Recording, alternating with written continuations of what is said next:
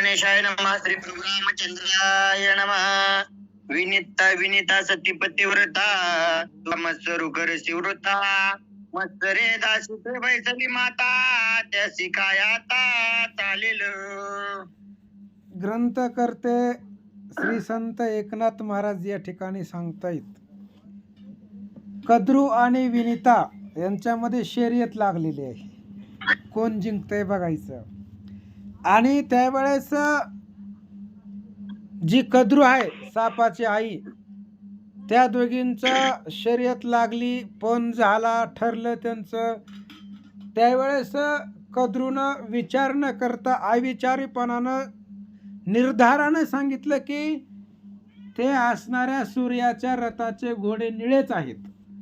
मग सापांनी विचारलं, म्हणले आई कुठल्याच प्रकारचा विचार न करता तू डायरेक्ट असं निर्धास्तपणे कसं काय सांगितलं?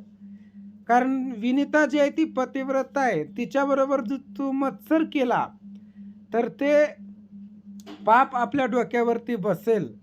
मग आता काय करायचं? तुला आता त्या विनितेच्या घरी दासी म्हणून राहावं लागल 1 वर्ष. आणि फक्त दासी म्हणून राहायचं नाही तर ती पाणी भरायचं तिच्या घरी. मग आता काय करावं याला उपाय? असं ती साप आपल्या कद्रूला बोलू लागले. न करा मातेचा कैवार पुत्र जन्माला ते तुम्ही पातर अवघे झोंबोनी विकार निळे सत्वर करावारू. आणि कद्रूनं सांगितलं, हे बघा म्हणले मला बाकीचं माहित नाही, एवढे मोठे पोर आहेत म्हणले, मग आई बापाची मदत करत नाही, मग त्या पोरांना काय करायचंय हो? माझं मी जी बोलले ना तेच खरं आहे, तेवढं करा तुम्ही. तुम्ही तेवढं करू शकत नाही का? मग काय करायचं? मी काय सांगितलंय निळे घोडे, मग तुम्ही जाऊन ते निळे घोडे करायचे. कसे करायचे ते तुमचे तुम्ही बघा. तुमच्यापाशी एवढं मोठं विष आहे, जावा तुम्ही त्या घोड्यांना चावा आणि त्या घोड्याचा कलर बदला. असं कद्रू सापांना बोलू लागले.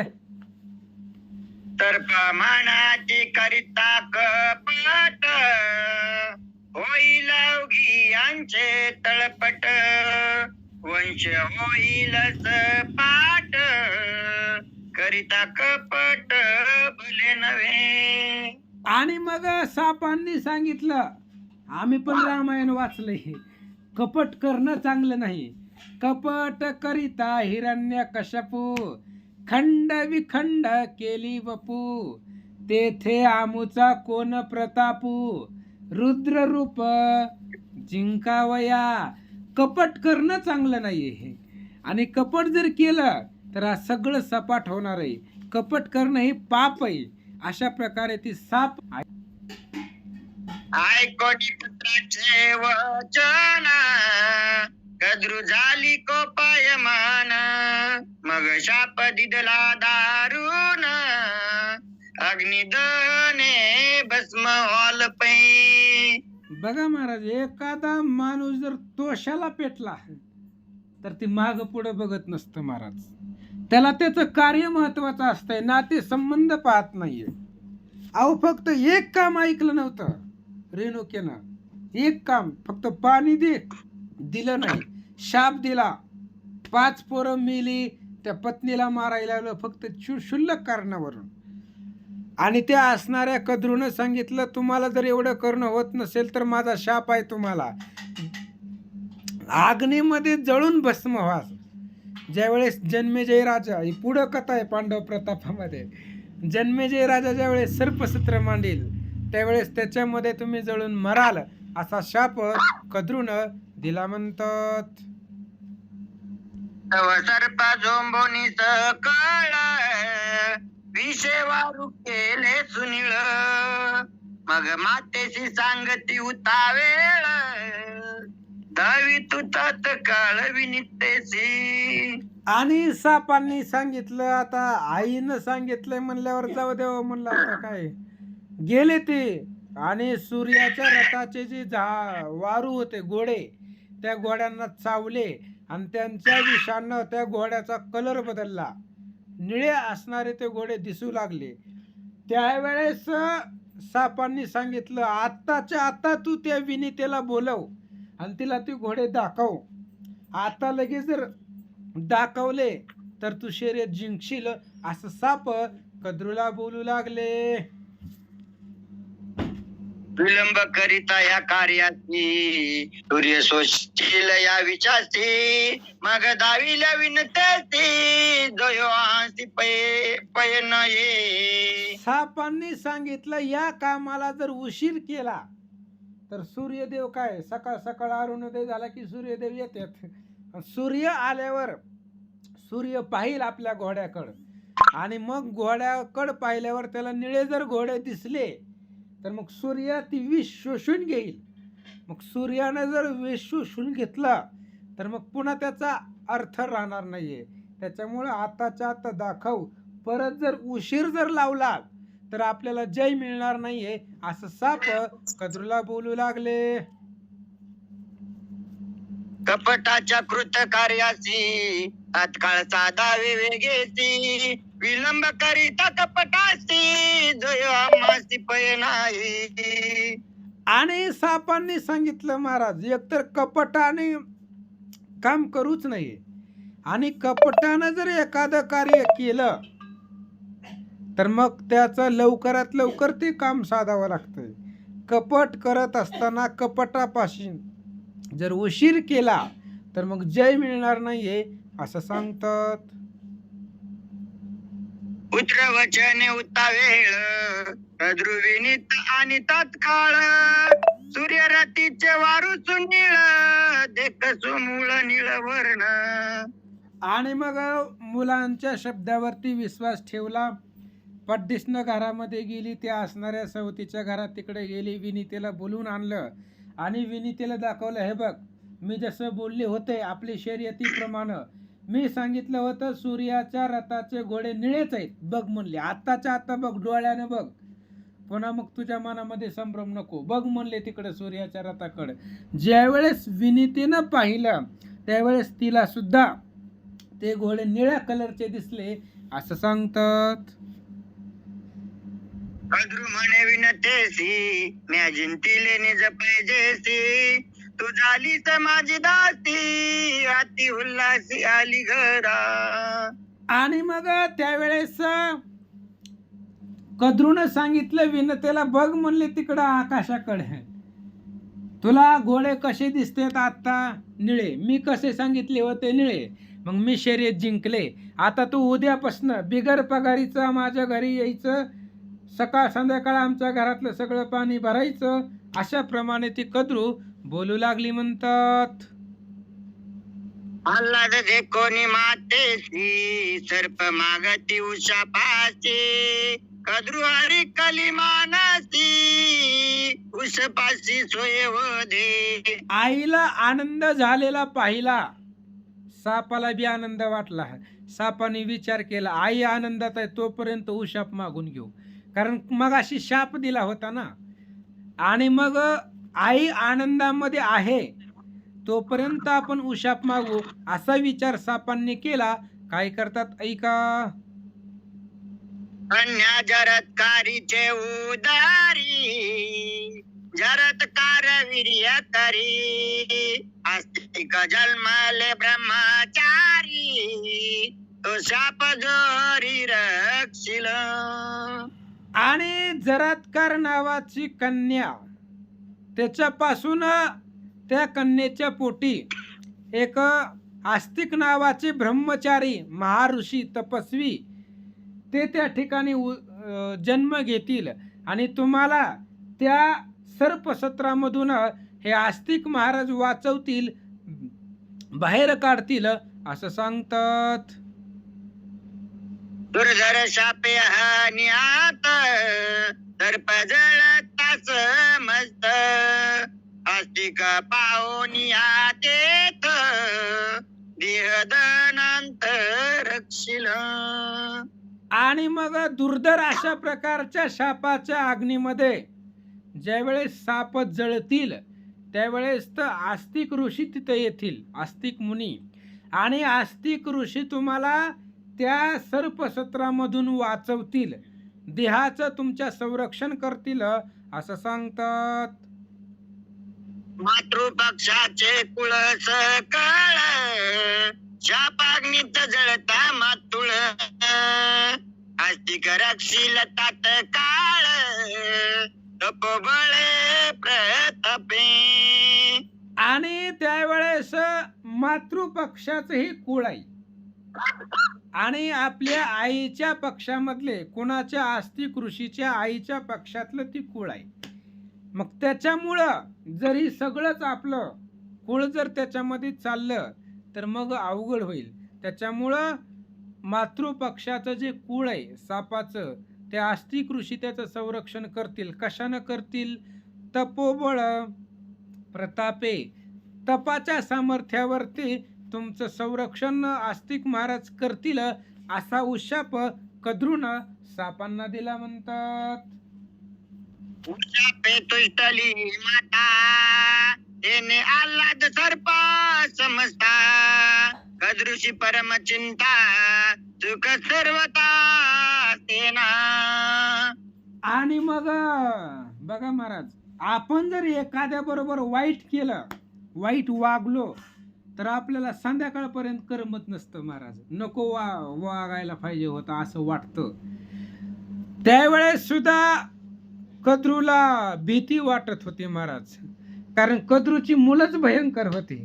कद्रूने विचार केला आपण विनीतीला जिंकलंय पण कपटानं जिंकलंय, आता हिच्या जर पोराला कळलं तर मग आपलं जरा अवघड होणार आहे. त्याच्यामुळे तिला सुख वाटत नव्हतं असं सांगतात.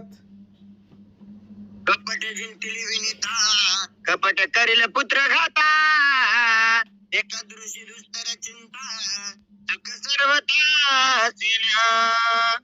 आणि मग कपटानं जिंकलेलं आहे आपण तिला. कुणाला? विनीतीला कपटानं जिंकलेलं आहे. मग कपटानं जिंकलेलं आहे त्याच्यामुळं तिची जी मुलं आहेत ती आपल्या बरोबर काहीतरी घात करतील, म्हणून तिला सुख वाटत नव्हतं, मनामध्ये चिंता होती असं सांगतात. जरी कपट जय पावला कपाटी तरी दाके दुखी पोटी कपट घातकी सेवाटी कपटी कपटी अति दुःखी. एखादा कपटी जर कपटानं विजय पावला तरी त्याच्या मनामध्ये दुःख असते महाराज, कारण कपट कधीच शेवटपर्यंत जात नाही, त्याचं सपाट होत असतं. जरी त्याला तात्पुरता जय मिळाला तरी त्याचा शेवटी घातच होत असतो. आणि हीच चिंता कद्रूच्या मनामध्ये होती असं सांगतात. निज कपटाची अति चिंता बैसली कद्रूची माता पुढे विनतेची कथा बंद मोचनता उदारा. आता कपटाची जी चिंता होती, स्वतःनं केलेलं कपट याची चिंता कद्रूला होती. मग आता ही जी विनीता आहे, आता ह्या विनीतीची बंद मोचन, हिचं मग हिनं काय झालं हिचं पुढं? त्यांच्या इथं पाणी भरलं वर्षभर, काहीची शापामधून मुक्तता झाली, ती कथा ऐका असं ग्रंथकर्ते सांगतात. विनिता पुसे अरुणा प्रती श्वेतवारू सूर्याचे रती तू का सांगितले मजनी चिती नीळ प्रतिती मजाली. आणि मग विनीतानं अरुणाला विचारलं. अरुणालाच का विचारलं? तर अरुण हा सूर्याच्या रथाचा सारथी आहे, म्हणून सकाळ सकाळ आपण अरुणोदय म्हणतो बघा.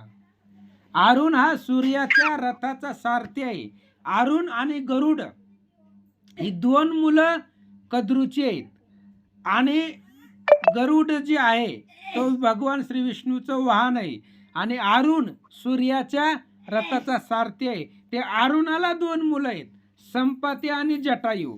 जटायू हा श्रीराम भक्तीच्या कार्याला गेला आणि संपातीचा सुद्धा उद्धार त्या ठिकाणी झाला. ही अरुणाची मुलं आहेत. आणि त्यावेळेस कद्रूनं त्या विनीतीने विचारलं, बाबा मी ज्यावेळेस तुला विचारलं की सूर्याच्या रथाचे घोडे कसे आहेत, त्यावेळेस सूर्याचे रथाचे घोडे पांढरे आहेत असं तू मला सांगितलं होतं. पण ज्यावेळेस मी पाहिलं त्यावेळेस मला निळे दिसले असं सांगतात. नळीमा चढला श्वांची तेने मे झाले कद्रूची दासी गडा घेऊन याची अरणीची जळवाई. विनीतेनं विचारलं, अरुणा, अरे ज्या वेळेस तू मला सांगितलं की सूर्याच्या रथाचे घोडे पांढरेच आहेत, आता तू रोज तिथं कामाला आहे, त्याच्यामुळं मी तुझ्यावरती सहज विश्वास ठेवला आणि मी शर्यत लावली. पण ज्या वेळेस मी घोडे पाहिले त्यावेळेस मला ते घोडे निळे दिसले आणि निळे दिसल्यामुळं मी आता कद्रूची दासी झाली आहे. आता तिच्या घरामध्ये घागरी डोक्यावर घेऊन अहर्निशी मला पाणी व्हावं लागणार आहे असं विनता अरुणाला बोलू लागले. अरुण म्हणे सर्प देख चढवून यानी जविष निळे वारू केले निशंक परिकपटे दुःख पावती. अरुणानं सांगितलं, आई मी तिथं सूर्याच्या रथावर कामाला आहे, मला घोड्यांचा कलर माहित आहे, कारण घोडे चालवणंच माझ्याकडे येते. आणि त्या सापांनी कपट केलंय, त्या साप तिथं ते असणाऱ्या घोड्यापाशी गेले आणि घोड्यांना चावले, त्याच्यामुळं सापांचं विष घोड्यामध्ये उतरलं, म्हणून घोडे तुला निळे कलरचे दिसले.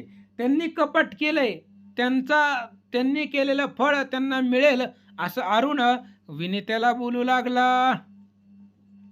तुनिळ जे कोणी वारुसी उप आला सूर्यासी मग उपडोनी सर्पाच्या पंखासी आणि पायासी निवटिले. आणि मग सूर्य आला महाराज. सूर्यानं त्या ठिकाणी अरुणोदयाच्या वेळेला सूर्य आला. सूर्यानं आपल्या रथाचे घोडे पाहिले, निळे दिसले, सुनीळ दिसले. राग आला सूर्याला. सूर्याच्या लक्षामध्ये आलं ही कुटाणा कोणी केलाय, म्हणून सूर्यानं आपल्या तेजानं त्या असणाऱ्या सापाला पंख पूर्वी होते ते पंख उपटले आणि पाय सुद्धा सापाचे छेदून टाकले असं सांगतात. पूर्वी पक्ष होते सर्पासी गोमीच्या ऐसे पाय त्यासी सूर्य कोपोनी मानासी पक्ष पायांची छेदिले. पूर्वी सापाला पक्ष होते महाराज, पंख होते, पंख. पूर्वी साप आकाशामध्ये उडायचे, कधी राम अवताराच्या अगोदर, आणि त्यांना बारीक बारीक पाय होते.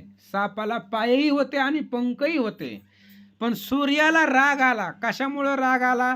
सूर्याच्या रथाच्या घोड्याला साप चावले, त्याच्यामुळं सूर्याला राग आला आणि सूर्यानं सापाचं पंखही कापून टाकले आणि पायही त्या ठिकाणी मोडून टाकले, छेदून टाकले असं सांगतात.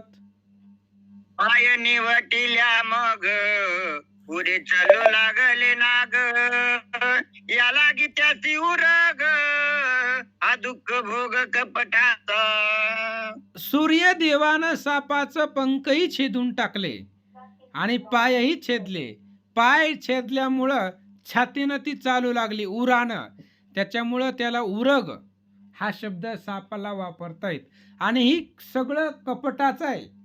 आपल्या आईच्या सांगण्यावरनं त्यांनी कपट केलं, त्याच्यामुळं त्यांना जी दुःख भोगावं लागलं ही कपटाचा दुःख भोग आहे असं सांगतात.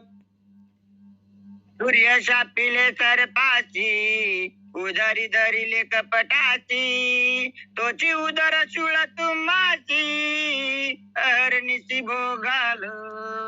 आणि सूर्यानं त्या असणाऱ्या सापाचे पंखही छाटले, पायही कापून टाकले आणि शापही दिला. तुम्ही तुमच्या उदरामध्ये, पोटामध्ये कपट धरलंय, आता इथून पुढे तुम्हाला पोटानंच चालावं लागणार आहे. सरपटत जी साप चालतायत, तुम्ही कपट पोटामध्ये धरलं, त्याच्यामुळं तुम्हाला आता उदरशूळ, पोट तुमचं सदोदित दुखत राहील, अशा प्रकारचा शाप सूर्यदेवानं दिला म्हणतात. मुकले पक्षानी पायासी उदारी शुळरनीसी कपटाची दशाची कपटासी अति दुःख. आणि मग त्या ठिकाणी असणारे पंख आणि पायाला मुकले गेले. इथून पुढे सापाला पंखही नाहीत आणि पायही नाहीत. आणि त्यांना पोटानं सरपटत चालावं लागणार. ही कपटाची दशा आहे. जिथं जिथं कपट होईल तिथं तिथं दुःखच प्राप्त होणार आहे, असं ग्रंथकर्ते सांगतात. इतुके झाले उठाउठी, तरी कपट न सोडी पाठी. आगी घालील सेवाटी, कपटे कपटी अति दुःखी. इतुके झाले उठाउठी. थोड्या वेळामध्ये एवढं झालं महाराज. काय काय झालं हो? सापाचे पंख कापले, सापाचे पाय कापले, सापाला शाप मिळाला, आणि एवढं होऊन सुद्धा तरी कपट न सोडी पाटी. तरी त्यांनी केलेले कपट त्यांची पाठ सोडत नाही. मग शेवटी जन्मेजय राजाच्या सर्पसत्रामध्ये त्या सापांना जळून मरावं लागणार आहे. अशा प्रकारे कपट करणारे कपटी सदा दुःखीच राहतात, असं सांगतात. सूर्य अश्वविष आकाशून, कर्णी रोखल निर्वेश करून. येणे झाले शोभायमान, श्याम कर्ण जग धुंद्य. आणि ती नाग साप जी सूर्याच्या रथाच्या घोड्याला जी चावले होते, सूर्यदेवानं ते सगळं विष जे आहे ते आकर्षून घेतलं, आणि थोडंसं जे विष आहे किंचित त्यांच्या कानावरती कानापाशी ठेवलं. म्हणून त्यांचे जे कान आहेत ते असणारे कान निळ्या कलरचे राहिले. म्हणून त्यांना श्यामकर्ण, तिथून पुढं श्यामकर्ण हा शब्द प्रचलित झाला, आणि जगामध्ये ते शोभायमान श्यामकर्ण श्रेष्ठ जगाला वंदनीय झाले, असं सांगतात. ते पासोनिया जाण, वारू झाले श्याम कर्ण. जगी आगी अति पावन, शोभायमान ती लोकी.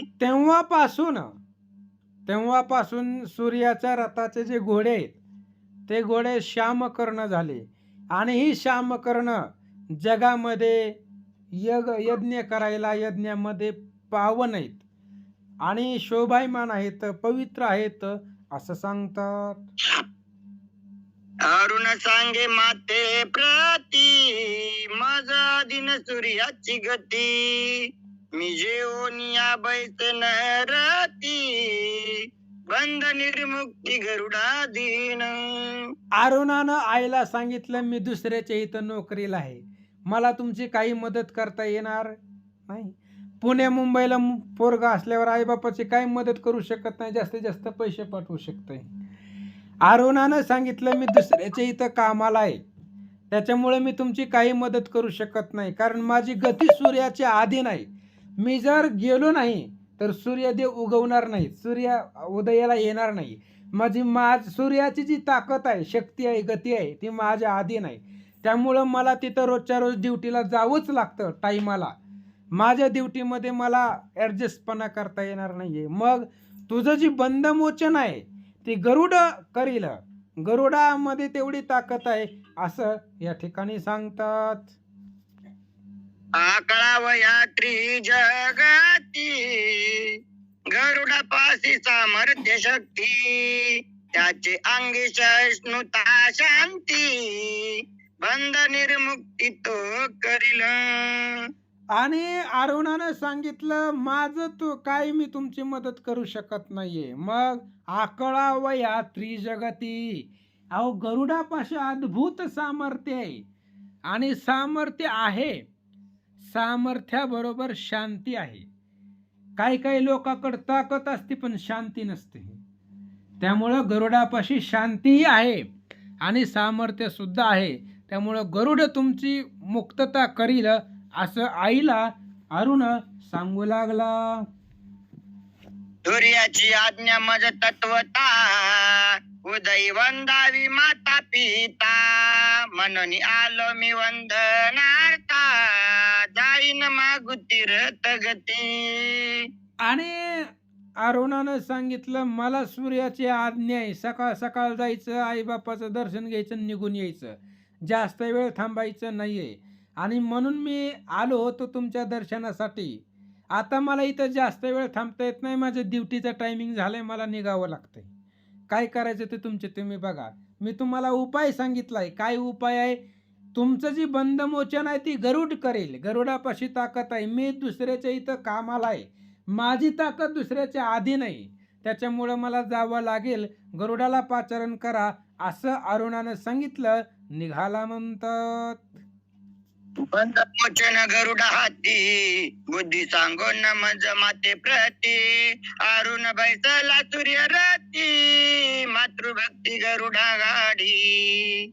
आणि अरुणानं सांगितलं तुमचं बंधमोचन जे आहे ती गरुडाच्या हातामध्ये आहे. कारण आखडा वया त्रिजगती, गरुडा अंगी सामर्थ्य शक्ती. गरुडापाशी अफाट ताकद आहे.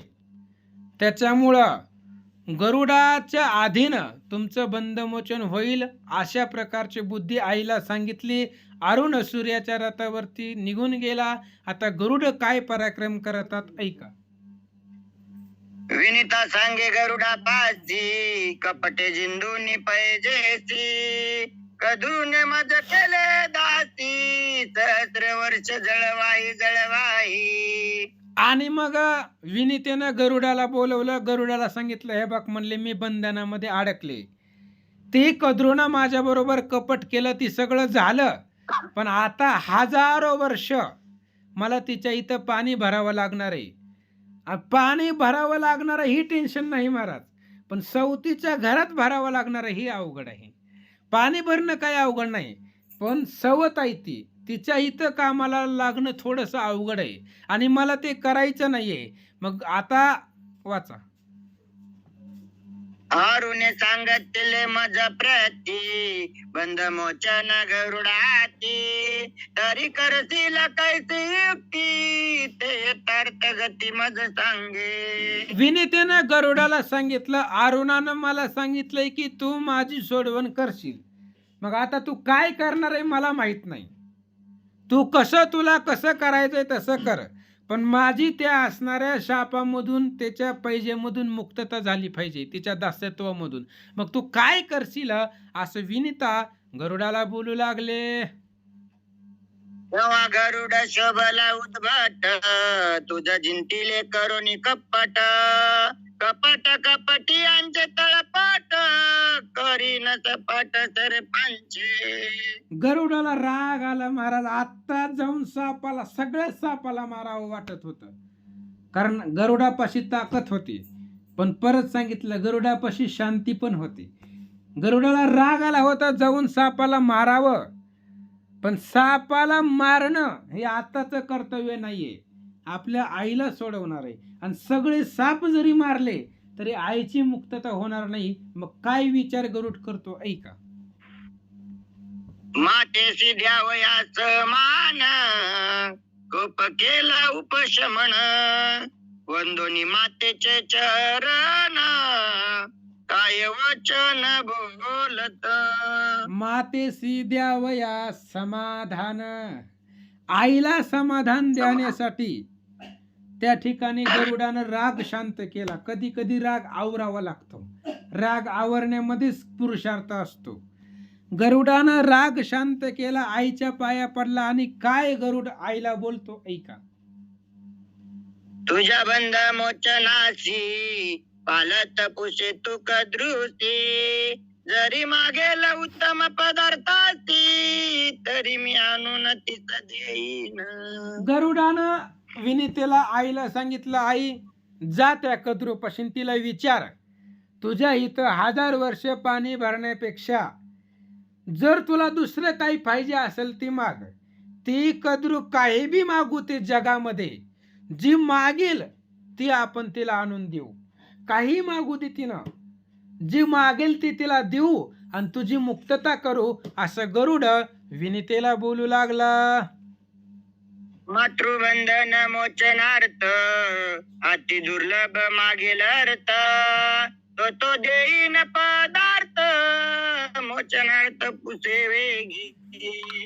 गरुडानं सांगितलं तुझ्या मुक्ततेसाठी त्या कद्रूनं काहीही मागू दे, अति दुर्लभ मागेल अर्थ. आता ही काही सोपी गोष्ट मागणार आहे का? बरं तिनं काहीही मागू दे, जी मागेल ते देण्याचं सामर्थ्य माझ्यापाशी आहे. अशा प्रकारे गरुड बोलू लागला. मग विनीता सांगे तो एका दरुशी, गरुड पाठविले तुझ पाशी, पालाट बंद मोचनाची, जे मागसी ते देईन. मग विनिता गेली कद्रूपाशी, सवतीपाशी, आणि कद्रूला सांगितलं, हे बघ, मला माझ्या पोरानं गरुडानं तुझ्यापाशी पाठवलंय. आपण जी मगाशी शर्यत आहे मी ती हारले, पण याच्यामध्ये बदल करायचा आहे.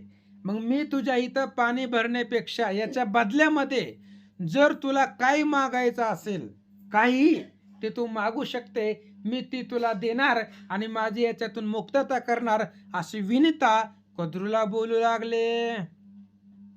तुझ मातेच्या बंद मोचानी, कल्पतरू चिंतामानी, देईन कामधेनु आणोनी, आवडे मनी ते मागे. विनितेनं कद्रूला सांगितलं, हे बघ, मी गरुडाची आई आहे आणि आईचं बंधन सोडवण्यासाठी गरुड काहीही करू शकतो.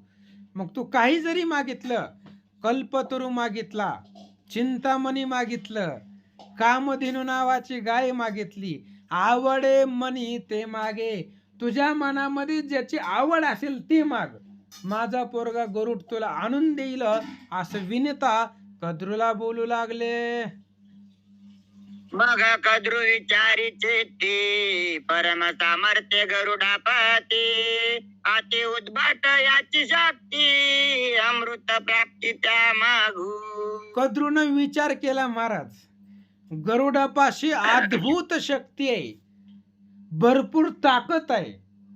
कद्रूला माहिती होतं हिच्या पोराकडे भरपूर ताकद आहे. मग हिच्या बरोबर कपट करण्यासाठी कद्रू घाबरली का? माहिती होतं ना हिच्या पोराकडे भरपूर ताकद आहे, तरी सुद्धा त्याच्या आई बरोबर कसं कपट करावं याची भीती कद्रूला वाटली नाहीये. कद्रूने विचार केला, ताकद भरपूर आहे याच्यापाशी, मग आपण अमृत प्राप्ती मागू, कारण अमृताचं संरक्षण करायलाच साप आहेत, पण आपल्या पोरांनाही अमृत मिळत नाही, फक्त संरक्षण करू शकतात, प्यायला मिळत नाही. मग अमृताची प्राप्ती आपण मागू, असा विचार कद्रू करू लागले.